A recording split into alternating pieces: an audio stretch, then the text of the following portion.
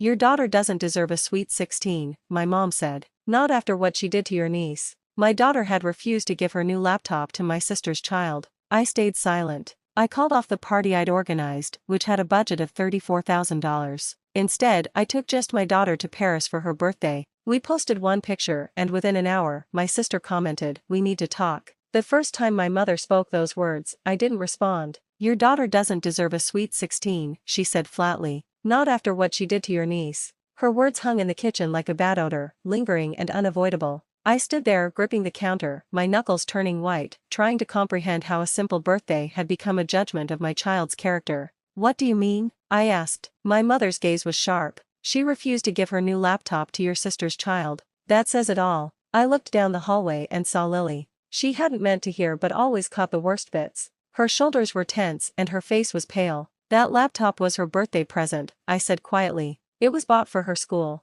And your niece needs one too, my mother replied. Family doesn't act like that. I didn't argue, I knew defending myself would only make things worse. When my mother picked a side, there was no room for explanation. After she left, Lily barely moved. I'm sorry, she whispered, her voice trembling. I immediately hugged her. You didn't do anything wrong. She nodded against me, but I could feel her shaking. In that moment, I knew something had changed. The damage was done. The next day, my sister called. Mom told me what happened, she said. I replied, and I can't believe you let Lily keep that laptop, she snapped. You know how tough things are for us. It was a gift. I responded, she needs it for school. So does my daughter, she shot back. But I guess your child always comes first. That sting hit harder than I expected because I had usually been the one expected to bend, give in, and smooth things over. This time, I stood firm. The call ended coldly. That night, Lily pushed her food around her plate. Are they mad at me? She asked quietly. I told her no, but she didn't look convinced.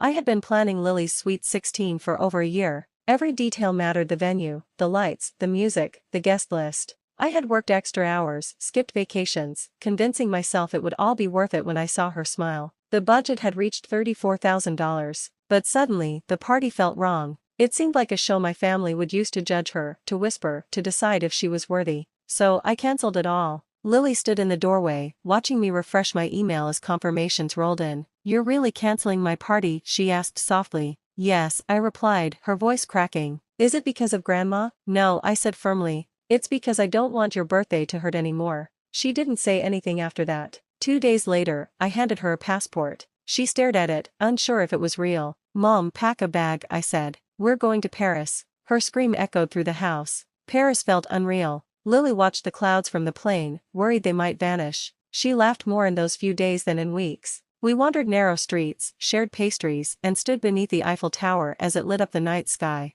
For the first time in a long while, she wasn't looking over her shoulder. On her birthday, we took one photo and posted it. Within an hour, my phone started buzzing. My sister commented first, "We need to talk." I didn't respond. That night, my phone kept buzzing with messages from my sister, my mother, and relatives who suddenly had opinions. None of them asked how Lily felt. When we got home, my mother visited the very next day. She stood in my living room, arms crossed, lips tight. You embarrassed your sister, she said. I celebrated my daughter, I replied. She shook her head slowly. You've changed. No, I said. I've just stopped apologizing. She left without saying another word. 2 days later, there was another knock. This time it was my sister, and she wasn't alone. My niece stood beside her, staring at the floor. Behind them was my mother, 3 generations at my doorstep. Lily stayed upstairs, listening in. We need to talk, my sister said. No one sat down. You canceled a party and ran to Paris just to make a statement, she accused. It wasn't about you, I said. That's a lie, my mother snapped.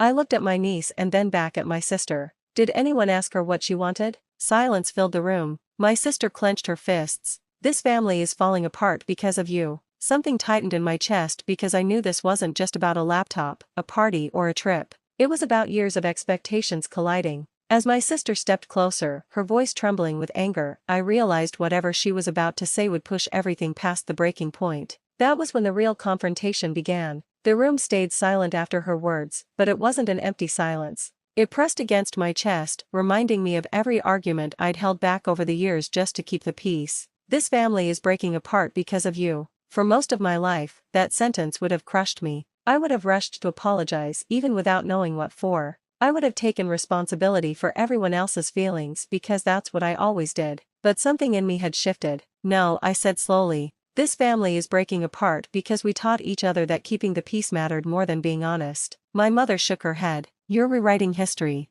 No, I'm finally seeing it clearly, I replied. There's a difference. My sister let out a bitter laugh. You think taking your daughter to Paris makes you some kind of hero? No, I replied, but teaching her she can say no does. She stepped closer. You've always acted like you're better than us. That's not true, I said. I just stopped pretending that sacrifice equals love. That's when I noticed my niece again. She hadn't spoken since entering. Her shoulders were hunched, her eyes glued to the floor as if stillness kept her safe. I turned to her gently. Can I ask you something? She glanced at her mother, then nodded. Did you really want Lily's laptop? Her lips trembled. I didn't want it, she whispered. I just wanted everyone to stop being angry. The air left the room. My sister turned pale. Why didn't you tell me that? My niece's voice cracked. Because you were already upset. That moment opened something up. I spoke softly. That's what we're teaching them. That adult comfort comes first. That kids are responsible for fixing emotions they didn't cause. My mother sat down slowly, as if her legs had given out. No one argued after that because the truth was suddenly clear between us. After they left, Lily came downstairs. She moved cautiously, unsure if it was safe yet. I heard everything, she said. I pulled her into a hug. Did I do something bad? She asked. No, I said firmly. You did something brave. She looked up at me. But everyone got mad. Yes, I replied honestly.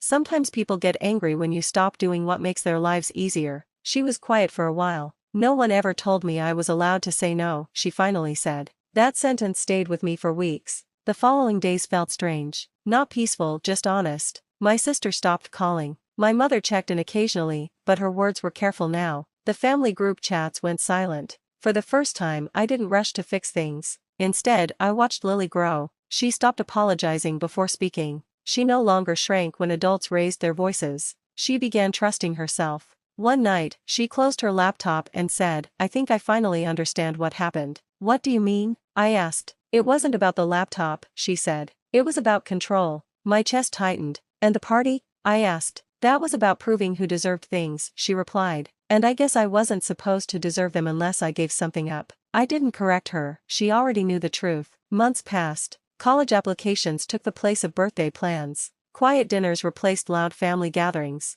My niece began visiting on her own occasionally. One afternoon, while the girls sat at the table, she said softly, I told my mom I don't want to be the kid who always gives things away. I looked at my sister. She nodded slowly, acknowledging the pressure she had placed on her. 1 year later, there was no replacement party or makeup celebration. Instead, Lily baked cupcakes herself, invited a few friends over, and laughed until midnight. My mother came. She didn't criticize or compare, she just watched. Before leaving, she hugged Lily and whispered, I'm proud of you. It wasn't perfect, but it was real. Here's what I learned, the truth I wish someone had shared with me earlier. Children don't learn kindness when they're forced to give. They learn fear. They don't learn generosity through guilt, they learn that love has conditions. When we teach kids that keeping the peace matters more than their boundaries, we raise adults who disappear for others and resent themselves in silence. I realized that protecting my child wasn't about canceling a party or taking a trip. It was about teaching her something far more important. She doesn't owe anyone her comfort to earn love, that she can say no without explanation, and that boundaries don't make her selfish, they make her safe. Once a child truly understands that, they never forget.